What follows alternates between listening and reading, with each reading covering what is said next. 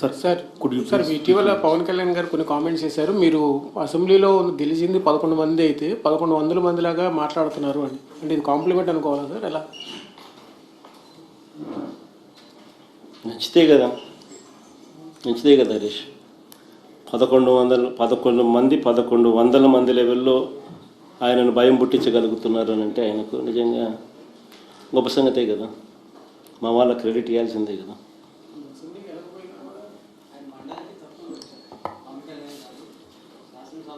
ఆయన ఏమైనా హెసిటేట్ చేస్తున్నాడేమో చంద్రబాబు అని అనుకుంటే, టీటీడీ చైర్మన్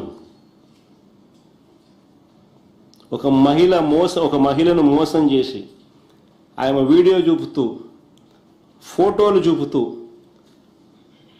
అడ్డంగా దొరికిపోయిన చంద్రబాబు ఏం చేశాడని అడుగుతా ఉన్నాడు. తనను మోసం చేశాడని, ఇలాంటి వారికి ఎలాంటి పదవులు ఇవ్వద్దని విచారణ చేసి తగు చర్యలు తీసుకోవాలని ఈ బాధితురాలు చంద్రబాబు నాయుడు గారికి గతంలోనే లేఖ రాసిందట. ఆ లేఖ కాపీ కూడా ఈ మధ్యకాలంలో బయటకు వచ్చింది.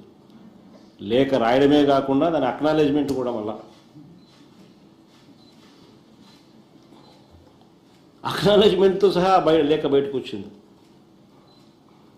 అలాంటి చోట చంద్రబాబు నాయుడు గారు ఎంక్వైరీ చేసింది లేదు, ఇలాంటి వ్యక్తులకు ఉన్నత పదవులు ఇవ్వకూడదు అని ఆయన అడిగితే ఏకంగా టీటీడీ చైర్మన్ పదవి ఇచ్చినాడు.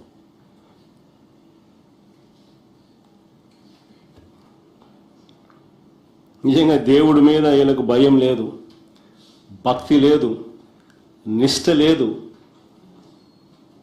నిజంగా ఇలాంటివి ఏవైనా ఉంటే ఇలాంటి తప్పులు చేయరు, ఎస్పెషలీ దేవుని ఆలయంలో.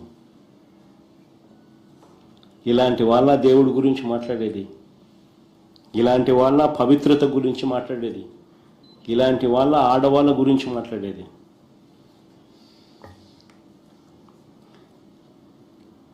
చివరికి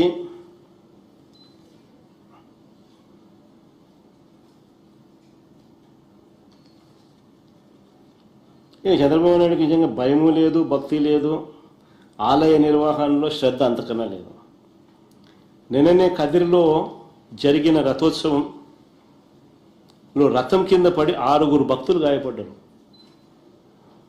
పవిత్రమైన రథోత్సవం నిర్వహణలోనూ భక్తులకు రక్షణ కల్పించడంలో కూడా ప్రభుత్వం విఫలమైంది. వైకుంఠ ఏకాదశి సందర్భంలో తిరుమలలో 6 మరణించినారు. ఫస్ట్ టైం తిరుపతి హిస్టరీలో, తిరుపతి దేవస్థానం హిస్టరీలో ఇది ఫస్ట్ టైం. అది వైకుంఠ ఏకాదశి సందర్భంగా తిరుమలలో 6 మరణించినారు. సింహాచలంలో చందనోత్సవం సందర్భంలో 7 చనిపోయినారు గోడగూలి. పలాసలో తొక్కిసలాట జరిగి 9 మంది చనిపోయినారు చంద్రబాబు నాయుడు గారి హయాంలోనే. వరుసగా ఇన్ని ఘటనలు జరుగుతూ ఉన్నా కూడా ప్రభుత్వం ఏం చర్యలు తీసుకుంది? దేవుణ్ణి అడ్డు పెట్టుకుని రాజకీయాలు చేయడం తప్ప వీరికి నిజంగా శ్రద్ధ ఎక్కడుంది? అసలు లేటెస్ట్ ఇది కదిరిది, నిన్న జరిగిన ఘటన. ఇన్ని జరుగుతూ ఉన్నా కూడా మళ్ళా చివరికి కదిరి ఘటన నిన్న.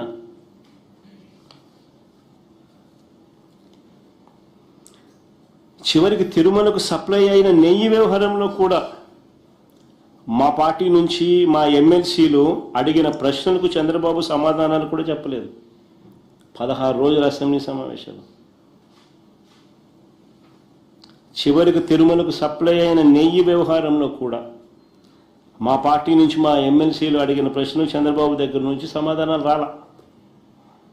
ఇందాపూర్ డైరీ హెరిటేజ్కు, చంద్రబాబు కంపెనీ హెరిటేజ్కు మధ్య సంబంధాల గురించి నిలదీశాం. చంద్రబాబు నాయుడు సమాధానం చెప్పలేదు.